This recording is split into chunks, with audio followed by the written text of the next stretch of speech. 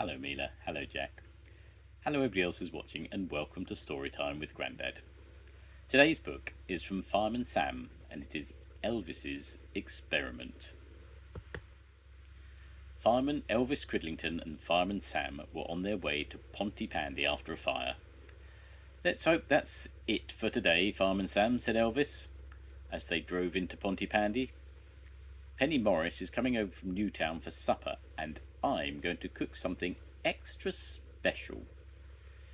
"Your cooking is always extra special or extra ordinary," said Fireman Sam, laughing. "What is it tonight, Elvis?"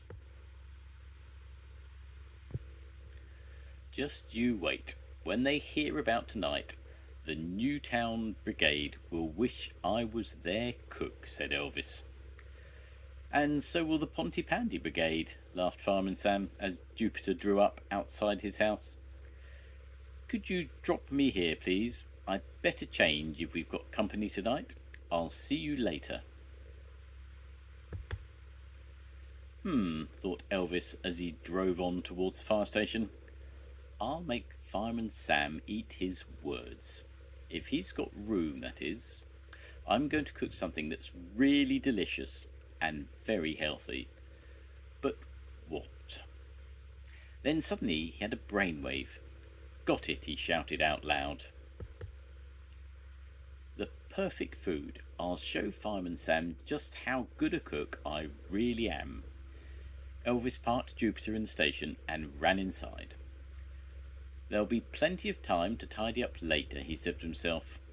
But Elvis was so pleased with his idea that he completely forgot to refill Jupiter's water tank. First, Elvis made a big salad, and then he started with his experiment.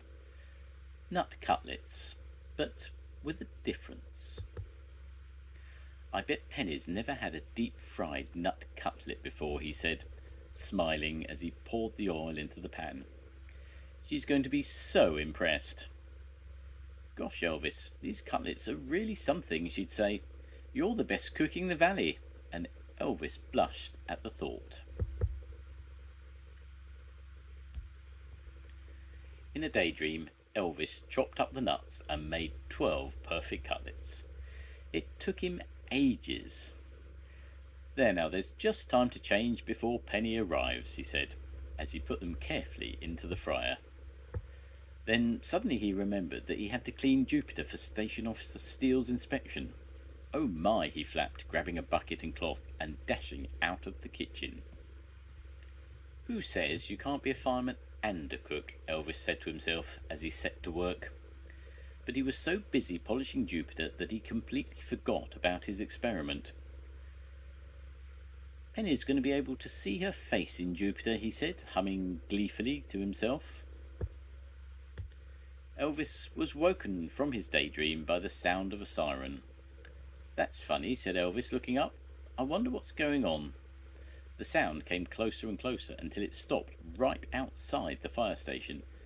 Elvis looked out of the window and saw firefighter Penny Morris' rescue tender parked outside.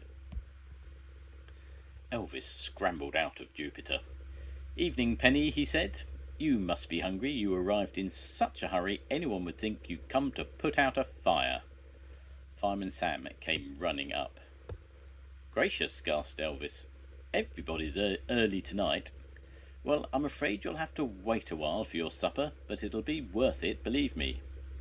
Fireman Sam and Penny looked at each other, then back at Elvis. "But we have come to put out a fire, Elvis," cried Penny. "Really, Elvis, you're meant to be a fireman and you don't even notice a fire when it's right here under your nose," said Fireman Sam. And then he added, "Surely even you must have noticed the smell of burning nuts." "Burning nuts," murmured Elvis, going pale. "I'd better man the hose."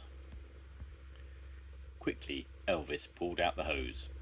Nothing happened. "It must be blocked," shouted Fireman Sam. "You did refill the tank, didn't you, Elvis?" "Oh no, now I'm in trouble," groaned Elvis, going even paler. We don't want the hose anyway, said Penny. We need a fire extinguisher for this. She took one out of the rescue tender. I always carry this in case of emergencies, she explained. Thank you, Firefighter Morris, said Fireman Sam, taking the extinguisher. He pulled on his mask and went into the kitchen. I wonder what caused the fire, don't you, Elvis? Asked Penny. Stuttered Elvis, trembling. What's going on here? Said Station Officer Steele, arriving at the fire station. This is only an experimental exercise, I presume? Sort of, you could say, replied Elvis, going bright red.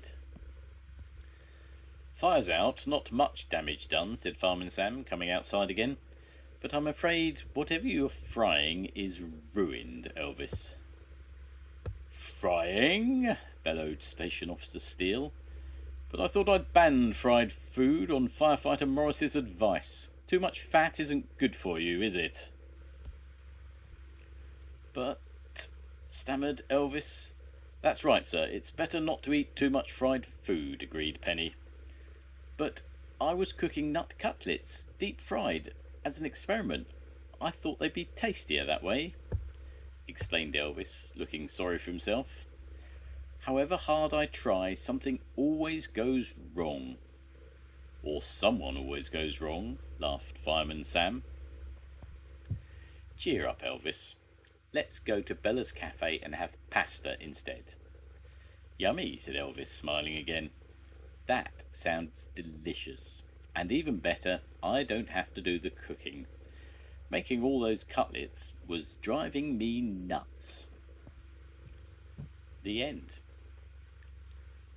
Goodbye, Mila. Goodbye, Jack. I'll see you soon. Goodbye, everybody. Bye.